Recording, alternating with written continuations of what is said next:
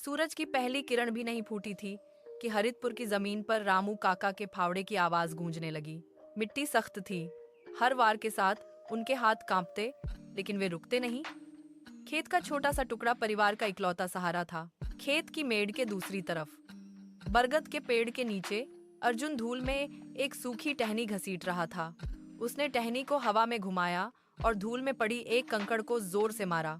दोपहर की तपती धूप में पसीने से लथपथ अर्जुन ने फावड़ा थामे पिता के पास आकर कहा, पिताजी, मुझे प्रोफेशनल क्रिकेट खेलना है। रामू काका ने अर्जुन की ओर देखा। उनके पैर के पास अर्जुन के जूते पड़े थे, जिनके तलवे घिसकर अलग हो चुके थे। उन फटे जूतों पर रामू काका की नजरें टिक गईं।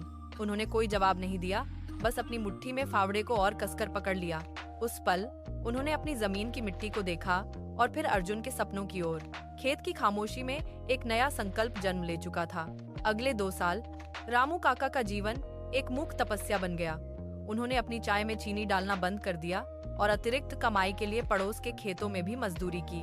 हर सिक्का उन्होंने एक धातु के डिब्बे में जमा किया। अंततः एक शाम वे बाजार से एक असली लकड़ी का बल्ला और चमड़े की गेंद लेकर घर लौटे। अर्जुन ने बल्ले को हाथों में लिया, उसकी लकड़ी की सतह को अपनी उंगलियों से महसूस किया और उसे अपने सीने से लगा लिया। अगले दिन से मैदान का दृश्य बदल गया। अर्जुन ने टहनी की जगह बल्ले से गेंद को मारना शुरू किया। गांव के लोग मैदान के किनारे जमा हो गए। वे अर्जुन के शॉट्स देखकर हंसते और आपस में फुसफुसाते, मिट्टी खोदने वाला बल्ला चलाएगा। रामू काका ने कभी उन लोगों की ओर नहीं देखा।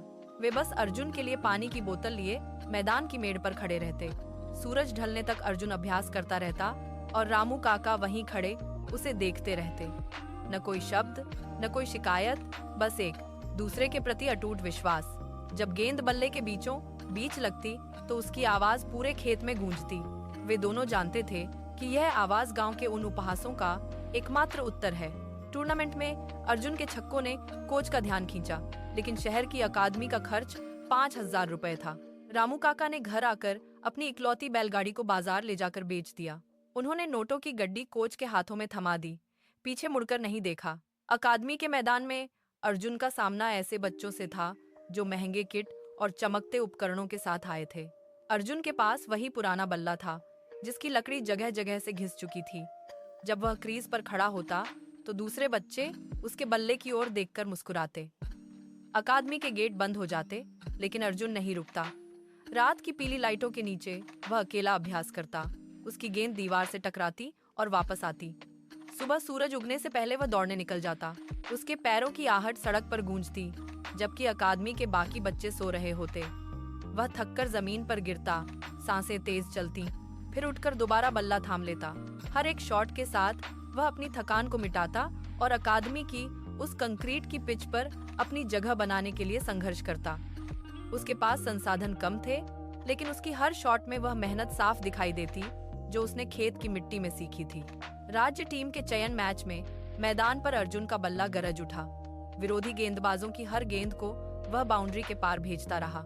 जब उसने 102 रनों की नाबाद पारी पूरी की तो चयनकर्ता ने आगे बढ़कर उसके कंधे पर हाथ रखा और उसे राज्य टीम की आधिकारिक जर्सी सौंप दी। यह केवल एक जीत नहीं थी, बल्कि वर्षों की मेहनत का परिणाम था। 3 साल बीत गए। टीवी स्क्रीन पर भारत की नीली जर्सी पहने अर्जुन क्रीज पर खड़ा था। स्टेडियम का शोर लाखों लोगों की धड़कनें बढ़ा रहा था। अर्जुन ने अपना बल्ला घुमाया और गेंद सीधे स्टैंड्स के बाहर जा गिरी। उसका पहला अंतर्राष्ट्रीय छक्का लगते ही हरितपुर गांव ठहर सा गया। गांव के छोटे से घर में रामू काका अपनी पुरानी टीवी स्क्रीन के सामने बैठे थे। जैसे ही अर्जुन का चेहरा स्क्रीन पर उभरा, रामू काका ने कांपते हाथों से उस धुंधली स्क्रीन को सहलाया।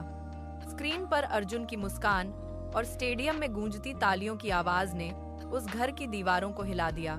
यह वह क्षण था जिसका सपना रामू काका ने खेत की तपती दोपहर में देखा था। आज वह सपना सच होकर दुनिया के सामने था।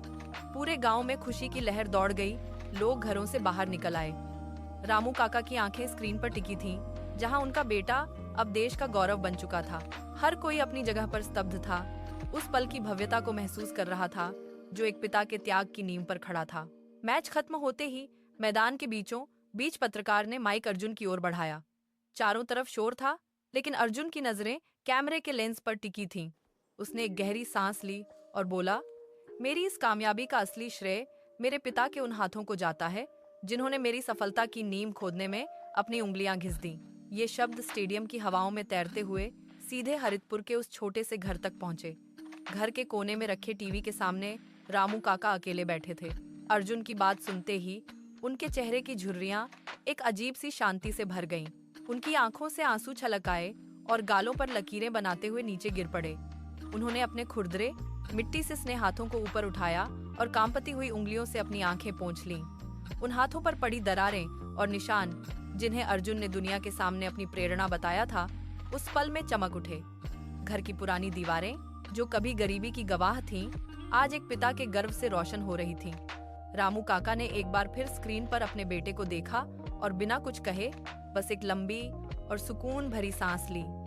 बाहर गांव की चौपाल पर लोग जमा हो गए थे, शोर मच रहा था, लेकिन रामू काका के लिए उस कमरे में सन्नाटा था जिसमें सिर्फ एक पिता के संतोष की गूंज थी।